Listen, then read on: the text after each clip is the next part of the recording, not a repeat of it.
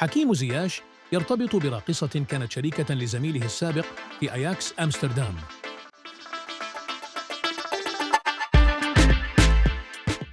تحدثت تقارير إعلامية عن علاقة غرامية يعيشها قائد المنتخب المغربي ولاعب كالاتا سراي حكيم زياش رفقة راقصة وعارضة أزياء هولندية. صفحات مهتمة بأخبار المشاهير قالت أن زياش شوهد رفقة المؤثرة والراقصة الهولندية كلوي لويس معا خلال العطلة الصيفية في إيبازا، على الرغم من عدم وجود تأكيد رسمي لعلاقتهما الرومانسية، لكن كل المؤشرات تشير إلى أن الثنائي يعيش قصة حب رومانسية. تقول المصادر: كانت كلوي وزياش يتابعان بعضهما البعض على تطبيق التواصل الاجتماعي إنستغرام لعدة أشهر قبل ارتباطهما منذ أشهر. يذكر أن كلوي هي الشريكة السابقة لجناح أياكس أمستردام ستيفان بيرغوين، ولديهما ابن. حكيم زياش نعمة أم نقمة في المنتخب الوطني؟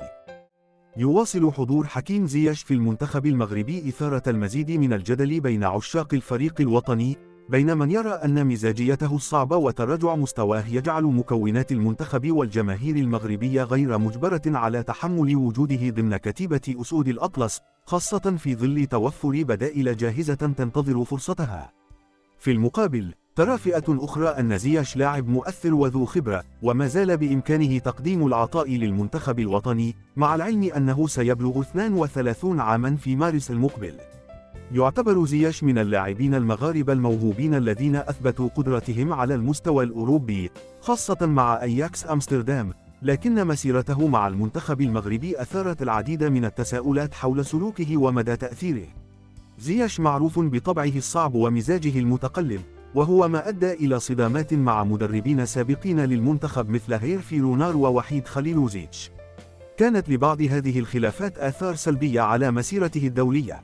بعد مغادرته أياكس، واجه زياش تحديات عديدة في تشيلسي، حيث لم يحصل على فرص لعب كافية، خصوصا تحت قيادة توماس توخيل وموريسيو بوكيتينو، وهو ما انعكس على مسيرته غير المستقرة هناك. الإصابات كانت من العوائق الكبيرة في مسيرة زياش، حيث أثرت بشكل ملحوظ على أدائه. بعد انتقاله إلى غلطة سراي الموسم الماضي، تحسن أداؤه نسبياً، حيث سجل 8 أهداف في 23 مباراة في جميع المسابقات، إلا أنه غاب عن العديد من المباريات بسبب الإصابة. ومع بداية الموسم الحالي، تعرض لانتقادات من مدربه أوكان بوروك والجماهير التركية بسبب أدائه المتواضع، مما دفعه إلى حذف صوره من حسابه على إنستغرام، في إشارة إلى رغبته في الرحيل. مشاركته في كأس إفريقيا كانت أيضا موضوعا للجدل، وخاصة بعد إضاعته ضربة الجزاء الشهيرة في مباراة بنين ضمن ثمن نهائي كأس إفريقيا للأمم 2019 بمصر، ممن أدى إلى خروج المنتخب من البطولة. وفي النسخة الأخيرة من إفريقيا في كوت ديفوار، غاب زياش عن مباراة الثمن النهائي أمام جنوب إفريقيا بسبب الإصابة، ممن أثار تساؤلات حول استعداده وقدرته على المساهمة بفعالية في المنتخب في المواعيد الإفريقية الكبرى. وفي الفترة الأخيرة، تواصل الجدل حول زياش داخل الفريق الوطني. خلال مباراة زامبيا في تصفيات كأس العالم 2026، وبعد أن قام الناخب الوطني وليد الركراكي بتغييره، بدا زياش غير راض عن خروجه من الملعب، واحتجى أمام الكاميرات. وبعد خروجه، استشاط غضبا، ونزع حذاءه وضرب به الأرض. وفي المباراة الأخيرة ضد الكابون ضمن تصفيات كأس إفريقيا، رفض زياش منح تنفيذ ركلة جزاء إلى زميله براهيم دياز، الذي كان يبحث عن تسجيل هدفه الأول مع المنتخب، رغم أن عميد المنتخب كان قد سجل ركلة الجزاء الأولى في المباراة ذاتها. هذا الموقف أثار استياء فئات واسعة من الجماهير المغربية التي تعاطفت مع إبراهيم، واعتبرت تصرف زياش نوعا من الأنانية وانعدام روح التعاون مع زملائه. من ناحية اللياقة البدنية، يعاني زياش من كثرة الإصابات، مما يؤثر على أدائه العام في الميدان. كما أن أسلوب لعبه التقليدي، الذي يعتمد بشكل كبير على التمريرات الطويلة والعرضية بالرجل اليسرى، يجعله مكشوفا بالمقارنة مع اللاعبين الأصغر سنا مثل الزلزولي وبنصغير وأخوماش، الذين يتمتعون بقدرة أكبر على الاختراق والتوغل. ويظل التساؤل قائما حول ما إذا كان زياش يمثل نعمة أم نقمة للمنتخب المغربي. فبينما يمتلك موهبة استثنائية، فإن مزاجيته الصعبة والإصابات التي تؤثر على لياقته قد تجعل من الصعب تحقيق الاستفادة القصوى من إمكانياته في الميدان. وقد يفرض ذلك على الناخب الوطني وليد الركراكي التحلي بالشجاعة اللازمة بعيداً عن العاطفة، خاصة أن المنتخب مقبل نهاية السنة المقبلة على كأس إفريقيا للأمم في بلادنا، والتي بات الفوز بها مسألة ملحة وعاجلة للكرة المغربية. الركراكي يسعى لخلق المزيد من التوازن داخل النخبة الوطنية.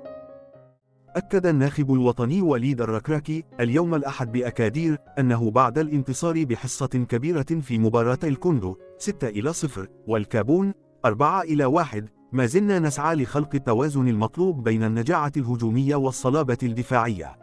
وأوضح الركراكي خلال ندوة صحفية عشية المباراة المرتقبة بين المنتخب المغربي ومنتخب ليسوتو غدا الاثنين لحساب الجولة الثانية من إقصائيات كأس إفريقيا للأمم المغرب 2025 أنه أمام الكابون لعبنا بحسن هجومي وسجلنا أهدافا، غير أن التنظيم الدفاعي لم يكن بنفس الصرامة والسرعة.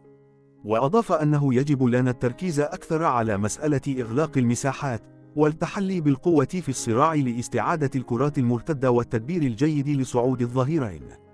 وأشار وليد الركراكي إلى أن هذه الإقصائيات تعتبر مناسبة لإعطاء الفرصة للشباب وتجربة حلول تكتيكية جديدة وارتكاب الأخطاء وتصحيحها لنكون في أقصى درجات الجاهزية خلال كأس إفريقيا للأمم وإقصائيات كأس العالم.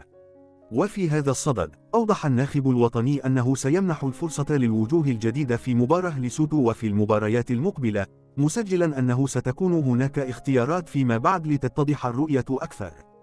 في المقابل نوه الركراكي إلى أنه يسهر على اختيار الوقت المناسب لإعطاء الفرص للاعبين الشباب.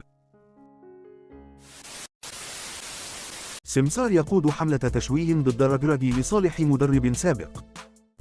كشفت مصادر مهتمة بعالم كرة القدم أن المنتخب المغربي مستهدف من قبل مجموعة من المدربين العالميين، نظرا للتركيبة البشرية التي يملكها ونتائجه التي تزداد تحسنا من مباراة لأخرى. المنتخب المغربي رابع العالم خلال مونديال قطر بصم على إنجاز تاريخي رفقة وليد الركراكي، لكن هذا الأخير تعرض لانتقادات لاذعة عقب خروج المنتخب المبكر من منافسات إفريقيا الأخيرة وبطريقة غير مستصاغة، وهو ما فتح الباب أمام السماسرة لتمويل حملة قصد المطالبة برحيله. أحدث الأنباء تتحدث عن دخول سمسار مغربي لعب للنخبة وحمل عمادة المنتخب على الخط، حيث اتفق مع مدربه السابق وبمساعدة أحد أعضاء جامعة الكرة قصد تشويه سمعة الركراكي والتأثير على الرأي العام الوطني قصد تغييره، بحجة أن المنتخب يتخبط في لعبه داخل رقعة المنتخب، وأن خطط الركراكي تجاوزها الزمن وأصبحت معروفة لدى خصومه، وأن الأخير سبب رئيسي لعدم توليفة النخبة الوطنية وتخبطها في اللعب. حقيقة أن بعض مباريات المنتخب المغربي عرفت انتقادات من قبل الجمهور الرياضي بسبب ضعف بعض الخطوط التي لم يوفق الركراكي في اختيارها، لكن يحسب له مسألة التوافقات التي نلاحظها بينه وبين الأسود من جهة، وبين النخبة فيما بينهم من جهة أخرى. وعلى العموم فالمنتخب المغربي الحالي أصبح يسيل لعاب كبار المدربين العالميين، نظرا لتواجد نخبة من خيرة لاعبي العالم، وأصبح المنتخب الوحيد الذي يضم لاعبين من جل الدوريات العالمية الكبرى. شكرا لكم على المشاهدة، لا تنسوا الإعجاب بالفيديو والاشتراك في القناة ليصلكم دائما الجديد.